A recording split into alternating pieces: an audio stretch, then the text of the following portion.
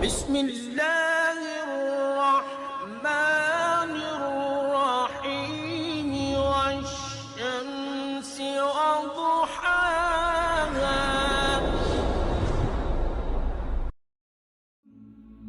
Islamic hub کے معزز دوستوں، میں ہوں ماجد ملک اور آپ تمام دیکھنے اور سننے والوں کو السلام علیکم.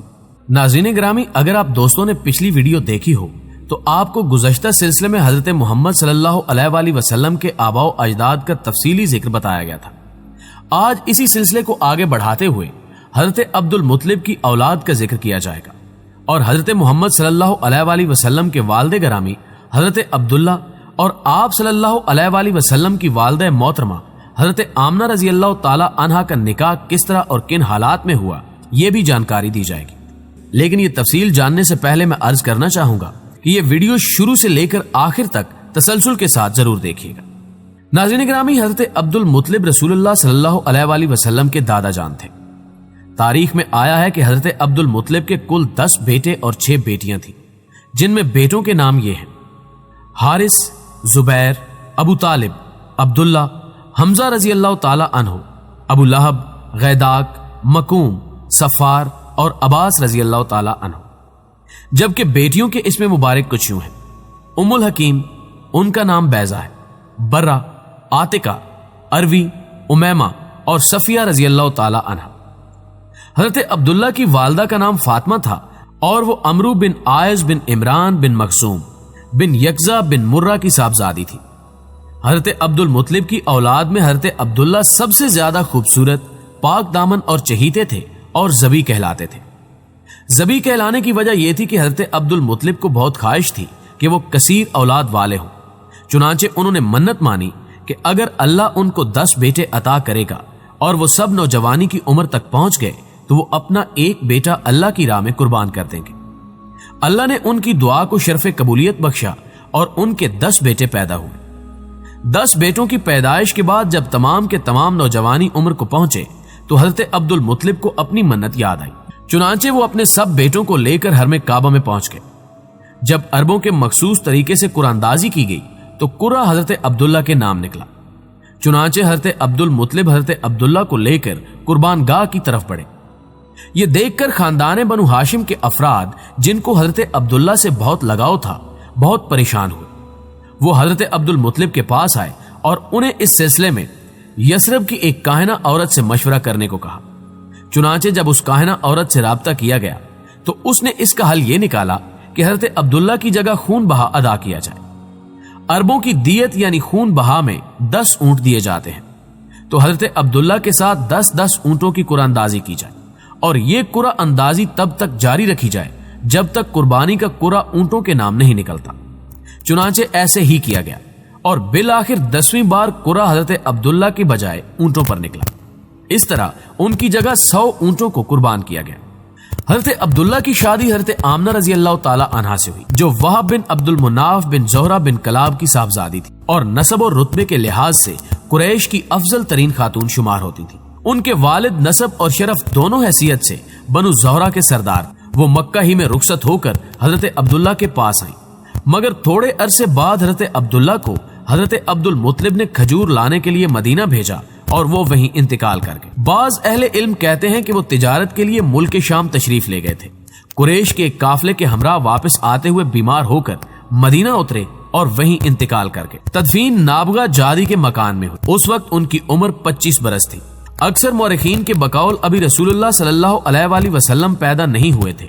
البتہ بعض اہل علم کہتے ہیں کہ آپ صلی اللہ علیہ وآلہ وسلم کی پیدائش ان کی وفات سے 2 ماہ پہلے ہو چکی تھی. یہاں 2 اہم تاریخی واقعات کا ذکر بھی کرتے چلے، جن میں سے ایک واقعہ عام الفیل ہے، جب یمن کا حکمران ابرہہ بن اشرم لشکر جرار کے ساتھ خانہ کعبہ ڈھانے کی نیت سے مکہ پر چڑھ دوڑا، مگر اللہ نے چھوٹے چھوٹے پرندوں کے ذریعے اسے عبرتناک انجام سے دوچار کیا. یہ واقعہ تفصیل کے ساتھ سابقہ سلسلے میں بیان ہو چکا ہے. جبکہ دوسرا اہم واقعہ چاہے زمزم کی ازسر نو کھدائی تھی. دراصل مدتوں پہلے جب مکہ پر قبیلہ بنو جرہم قابض تھا تو چاہے زمزم پر ملکیتی جھگڑے کی وجہ سے اسے مٹی سے پاٹ دیا گیا تھا اور پھر وقت گزرنے کے ساتھ ساتھ اس کنویں کا بظاہر نشان تک باقی نہ رہا.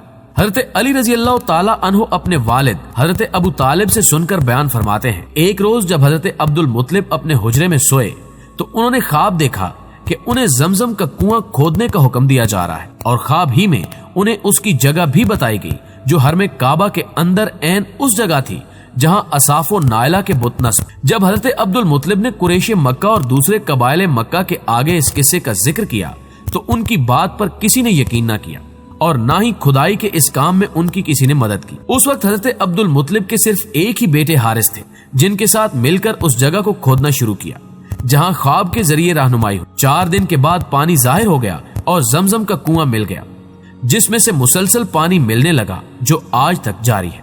معزز خواتین و حضرات، چونکہ یہ کنواں بنیادی طور پر حضرت اسماعیل علیہ السلام کے قدموں سے جاری ہوا تھا، اس لیے قریش کے باقی قبائل نے اس کی ملکیت میں حصہ دار بننا چاہا۔ حضرت عبد المطلب کا خیال تھا کہ زمزم اللہ نے ان کو عطا کیا ہے۔ اس جھگڑے کو نمٹانے کے لیے عرب کے دستور کے مطابق کسی با علم اور دانش مند شخص پر فیصلہ چھوڑا گیا۔ قبائل کے مختلف نمائندے جن میں حضرت عبد المطلب شامل تھے شام کو روانہ ہوئے تاکہ وہاں کی ایک مشہور کاہنہ یعنی روحانی علم کی ماہر عورت سے مشورہ کیا جائے۔ اس کی وجہ یہ تھی کہ عرب لوگ کاہنوں کی بات کو اہمیت دیتے تھے۔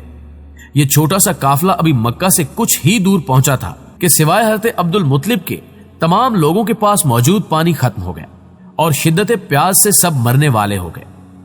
باقی قبائل نے ان کو پانی دینے سے انکار کر دیا اور نوبت یہاں تک پہنچی کہ ان کے ساتھیوں نے کچھ قبریں بھی کھود لی تاکہ جو پہلے مر جائیں ان کو دوسرے دفنا دیں۔ اگلے دن حضرت عبد المطلب نے فیصلہ کیا کہ موت سے ڈرنے کی ضرورت نہیں اور سفر جاری رکھنا چاہیے۔ وہ اپنے اونٹ پر بیٹھنے لگے تو اونٹ کا پاؤں زمین پر ایک جگہ زور سے پڑا اور کچھ زیر زمین پانی نظر آیا۔ وہاں ایک چشمہ برآمد ہو گیا جس سے انہوں نے اور دوسرے تمام قبائل نے استفادہ کیا۔ یہ کرشمہ قدرت دیکھ کر سب تسلیم کرنے پر مجبور ہو گئے کہ ضرور کوئی غیبی طاقت حضرت عبد المطلب کے ساتھ ہے۔ اس وقت دوسرے تمام قبائلی نمائندوں نے یہ فیصلہ کیا کہ زمزم کے جھگڑے کا فیصلہ اللہ نے اسی جگہ حضرت عبد المطلب کے حق میں یہ پانی جاری کر کے کیا ہے، اس لیے واپس مکہ جایا جائے۔ یہی موقع تھا کہ جب حضرت عبد المطلب نے نظر مانی کہ اگر اللہ نے انہیں 10 لڑکے عطا کیے اور وہ سب کے سب اس عمر کو پہنچے کہ ان کا بچاؤ کر سکے تو وہ ایک لڑکے کو کعبہ کے پاس قربان کر دیں گے۔ ناظرین گرامی، حضرت عبداللہ بن عبد المطلب 545 عیسوی میں پیدا ہوئے۔ آپ کی والدہ کا نام فاطمہ بنت عمرو تھا۔ آپ دین حنیف یعنی دین ابراہیمی پر قائم تھے اور ان کی بت پرستی اور کسی اخلاقی برائی جو ان دنوں عربوں میں عام تھی کہ کوئی ایک روایت بھی نہیں ملتی۔ حضرت عبد المطلب نے منت مانی تھی کہ اگر ان کے 10 بیٹے پیدا ہوئے اور سب کے سب نوجوانی کی عمر کو پہنچ گئے تو وہ اپنا ایک بیٹا اللہ کی راہ میں قربان کر دیں گے۔ حضرت عبداللہ جب قربانی سے بچ نکلے تو حضرت عبد المطلب نے ان کی شادی کا سوچا۔ حضرت عبداللہ اپنے والد اور دادا کی طرح نہایت ہی حسین و جمیل اور وجیح انسان تھے۔ مکہ کی کئی شریف زادیاں ان سے شادی کی خواہش مند تھیں، مگر پیارے نبی حضرت محمد صلی اللہ علیہ وآلہ وسلم کی والدہ محترمہ بننے کی سعادت حضرت آمنہ بنت وہب رضی اللہ تعالی عنہا کی قسمت میں لکھی تھی۔ ان شریف زادیوں کی اس خواہش کے پیچھے صرف حضرت عبداللہ کی ظاہری شخصیت ہی وجہ نہ تھی، بلکہ اس کی اصل وجہ وہ نور نبوت تھا جو ان کی پیشانی میں چاند کی طرح چمکتا تھا۔ ان عورتوں میں ایک عورت حضرت خدیجہ رضی اللہ تعالی عنہا کی چچا کی بیٹی اور مشہور ورقہ بن نوفل کی بہن ام قتال تھی۔ ان کے بھائی ورقہ بن نوفل انجیل اور سابقہ صحائف آسمانی کے علوم کے ماہر تھے اور ان کی وجہ سے ام قتال جانتی تھی کہ حضرت عبداللہ کی پیشانی میں چمکنے والا نور نور نبوت ہے، اور اسی لیے ان کی خواہش تھی کہ یہ نور ان کے بطن سے جنم لے۔ دوسری عورت ایک کاہنہ فاطمہ تھی جنہوں نے اپنی روحانی استعداد سے جان لیا تھا کہ حضرت عبداللہ کی پیشانی میں جو نور دمکتا ہے وہ نور نبوت ہے، اس لیے یہ بھی حضرت عبداللہ سے شادی کی خواہش مند تھی۔ تاہم حضرت عبد المطلب کی نظر انتخاب حضرت آمنہ پر جا کر رکی، جو قبیلہ زہرہ کے سردار وہب بن عبد المناف بن زہرہ بن کلاب کی بیٹی تھی اور قریش کے تمام خاندانوں میں اپنی پاکیزگی اور نیک فطرت کے لحاظ سے ممتاز تھی۔ ناظرین گرامی، اس وقت حضرت آمنہ رضی اللہ تعالی عنہا اپنے چچا وہب کے پاس مقیم تھی۔ حضرت عبد المطلب وہب کے پاس گئے اور حضرت عبداللہ کے لیے حضرت آمنہ کا رشتہ مانگا جسے قبول کر لیا گیا، اور یوں حضرت عبداللہ رضی اللہ تعالی عنہ اور حضرت آمنہ رضی اللہ تعالی عنہا رشتہ ازدواج میں منسلک ہو گئے۔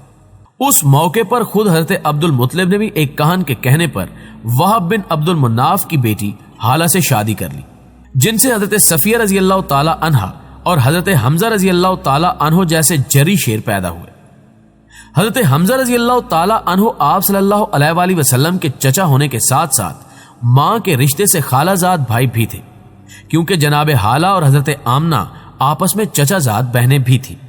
दूसरी तरफ जब इस शादी का इल्म उम्मे कताल और फातिमा को हुआ तो वो बेहद रंजीदा हुई और इस सआदत को हासिल करने में नाकामी पर रो पड़ी। उनका रोना वाकई बजा था कि नबी आखिरुज़्ज़मां हजरत मोहम्मद सल्लल्लाहु अलैहि वसल्लम की वालदा होने का एजाज सारी दुनिया की कीमत से बढ़कर था, और ये एजाज अल्लाह ताला ने हजरत आमना रजी अल्लाह ताला अन्हा के नसीब में लिख दिया था।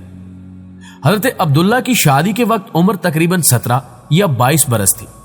अरब में दस्तूर था कि दूल्हा शादी के बाद 3 माह तक अपने ससुराल में रिहाइश पजीर रहता। चुनांचे हजरत अब्दुल्ला भी 3 माह अपने ससुराल में मुकीम रहे। बाद अदा हजरत आमना को लेकर मक्का अपने घर वापस आ गए। नाज़रीन ग्रामी, इसके बाद के हालात जानने के लिए अगली वीडियो का इंतजार जरूर कीजिएगा। अगर आपको हमारी ये काविश पसंद आ रही है तो हमारी वीडियोस को लाइक जरूर किया कीजिए और दोस्तों के साथ भी शेयर किया कीजिए। आज की वीडियो में बस इतना ही। अगली वीडियो तक के लिए अल्लाह निगहबान।